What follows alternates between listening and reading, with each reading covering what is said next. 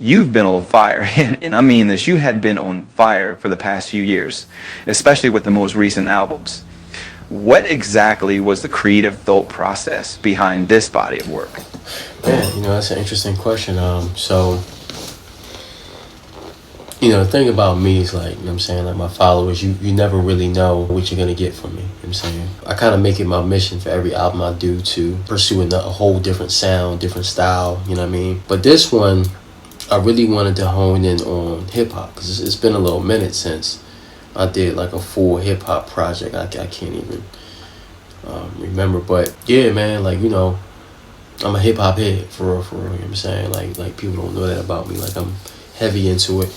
So, just as not only just the culture but the art form, you know what I'm saying? Like the aesthetics that go with it, the sound that it brings. So yeah, man, that's just really it for real, for real. And at this point in my career, I'm much older, much more seasoned as an artist, as a producer, and as an innovator. Just wanted to showcase what I can do. You know what I'm saying? I'll be singing all the time, of course, but also rap heavy. And basically, I just want to showcase my new powers. You know what I'm saying? What I'm able to do at this point. But I love it though. I love it. I love every part of it, man. So yeah, that's it. Really. So the new album was called Beauty and Pain. As such a straightforward and yet noteworthy title, what exactly does it mean to you? The title, Beauty and Pain. Well, I like to look at it like this, right? From where I'm at right now, life is very beautiful, but I had to go through a lot of pain to get here. Nothing comes without its challenges, of course. And to be honest with you, I really wouldn't have it any other way because it's so much more rewarding when you conquer those said challenges to get to the goal. You know what I mean? If anything, with not even only just with music, but just with life in general. And there's a certain beauty in that, and those mistakes, those mess ups, those run backs. It's a beauty in just getting it all together, figuring it all out. Not being afraid to jump out on a whim, not being afraid to make the wrong decision, really. You know what I mean? Or make the right decision in spite of the fact that you might have to lose a few people along the way in order to get there. So that's just really what it is. And it's really like a lot of growing pains too. I've gone through some things in life, and especially in more recent years, where I've just like outgrew certain people, outgrew certain situations. And while I understand it now, sometimes it still doesn't make it less painful. You know what I mean? But the beauty is the fact that I get to basically boss up through it. You know what I'm saying? That I get to grow through it. I get to learn through it. Yeah, man, it's a lot. It's a lot. So I think the title really fit and suits the mood of the project for real, for real. I mean, I feel like you'll get that from me. So, needless to say, right now is a very interesting time in the culture.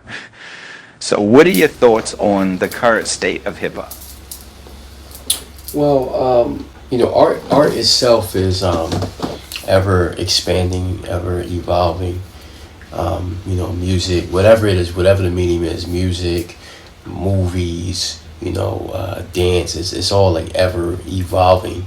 And I think, hip hop is kind of at a place right now where I think that the lack of, back in the day, like the lack of being able to do certain things with ease caused you to figure out new ways to, bypass those challenges. So, prime example.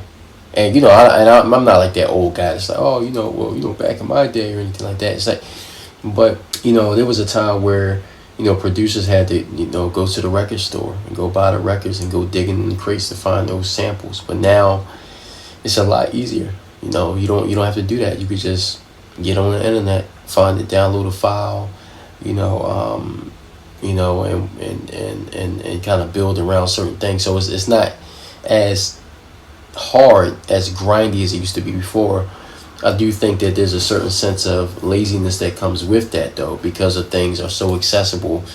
People don't challenge themselves to go further and figure out new innovative ways to create. So you end up with basically a creative space that all sounds the same, all sounds and looks the same, right? So with me, I always try to challenge the status quo. all the time. You know what I'm saying? I always try to make, if I come to the table, I'm doing something different. So they over here, they beats sound like this, mine gonna sound like this. You know what I'm saying? These songs are about this, mine are about that. But I do like the fact that it's not all bad. It's not all bad out here. You know what I mean? There is a void that's left unfulfilled. Like, you know, especially when it comes to hip hop and R&B, I want to bring the love back to the music. I want to bring the vulnerability back. I mean, the brutal honesty. So that's what I aim to do. You know what I'm saying? This is a fan favorite song on the album called Raise the Bar, where we get to hear you speak in a very vulnerable yet refreshing way. Almost kind of feels like a therapy session. What exactly was the inspiration behind that? Can you break it down? Yeah. Raise the Bar is man, that's one of my favorite songs probably ever written, to be honest with you. So yeah, like, you know, when I say you know, gotta do what I gotta do to survive, man. I ain't got no option, but I got 2 toddlers at home. Wifey can't stand it when I'm on the go, but I'm all about the family like Sly and the Stone. That very accurately describes where I'm at, where my mindset is at. Like, you know what I mean? The journey into fatherhood has been one that's been very it can be frightening depending on how you look at it. I think I might have felt a little bit of that before. I think it's more like just a trek into the unknown. You know what I'm saying? You know, if you're anything like me, I grew up with a great father. My dad, he did pass early in my life when I was 12. But even in just those 12 years, so I could still hear his voice. You know what I mean? I could still hear certain things that he used to say to me, certain things that he taught me, just, you know.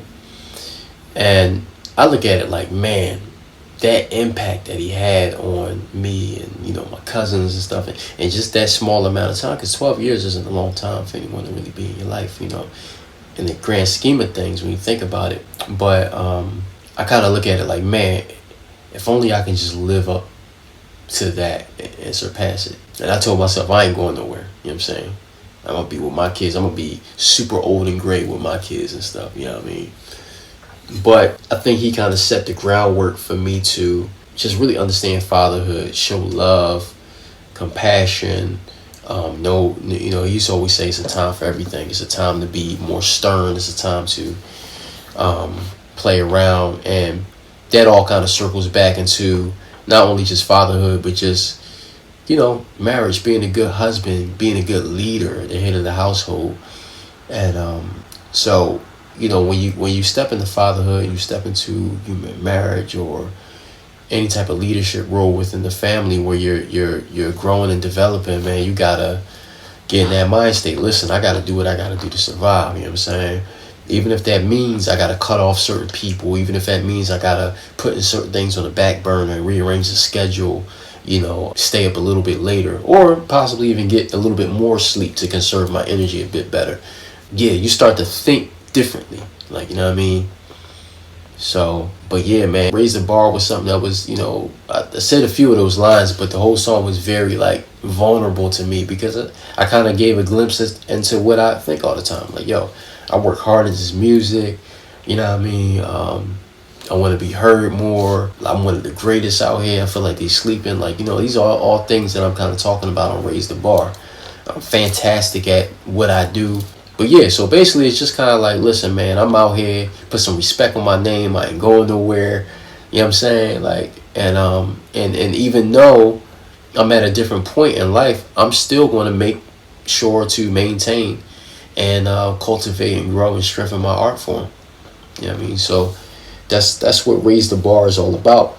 You know, it's kind of like the concept of, like, we're kind of taught like, oh, well, we want to live a certain way, so we got to save our money and we got to, you know, lessen our expenses in order to survive. But it's kind of like Rich Dad, Poor Dad. But the rich dad in me says, oh, just make more money.